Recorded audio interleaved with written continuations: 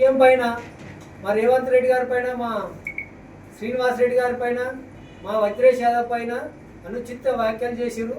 వారు నేను ఒకటే అడుగుతున్నా, వారు రైతుల పక్షాన ధర్నా చేసిరు కదా. మల్లారెడ్డి క్యాబినెట్ మంత్రి ఉన్నాడు, మల్లారెడ్డి క్యాబినెట్ మంత్రి ఉన్నప్పుడే జీవో ఇచ్చిరు.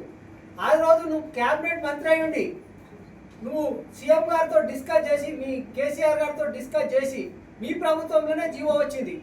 ఆ రోజు ఏం చేసినావు మీరు?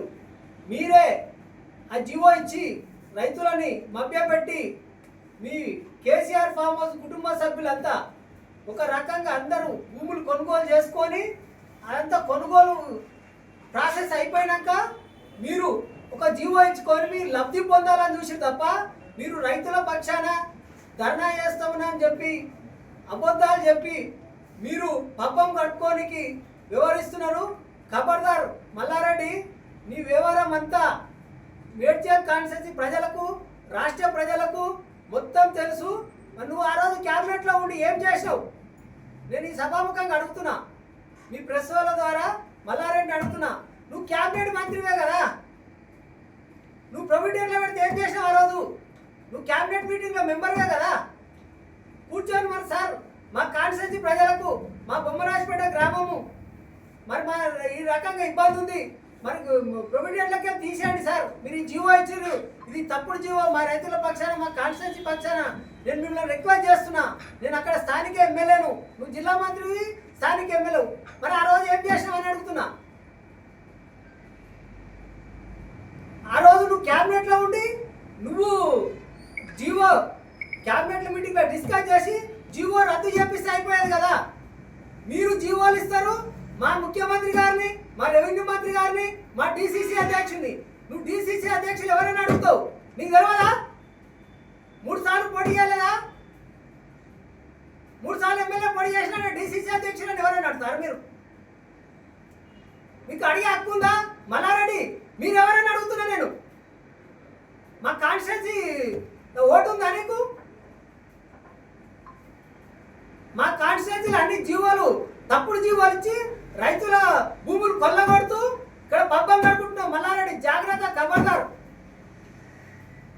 అదేవిధంగా ఆర్ఎస్ ప్రవీణ్ గారు, ఆయన సీనియర్ ఐపీఎస్ అయ్యుండి నేను తెలంగాణ రాష్ట్రంలో బడుగు బలైన వర్గాలకు అందరికీ అన్యాయం జరుగుతుంది, నువ్వు విఆర్ఎస్ తీసుకొని నేను మీ పాలన బాగలేదు, నేను గాడిలో పెడతా అని విఆర్ఎస్ తీసుకొని ప్రజల ముందుకు వచ్చి నేను గాడిలో పెడతా, నేను రాష్ట్రాన్ని బాగు చేస్తా, నేను ఉద్యమం చేస్తా, నేను అది చేస్తా, నువ్వు తిట్టిన వీడియోలు మా దగ్గర లేవా?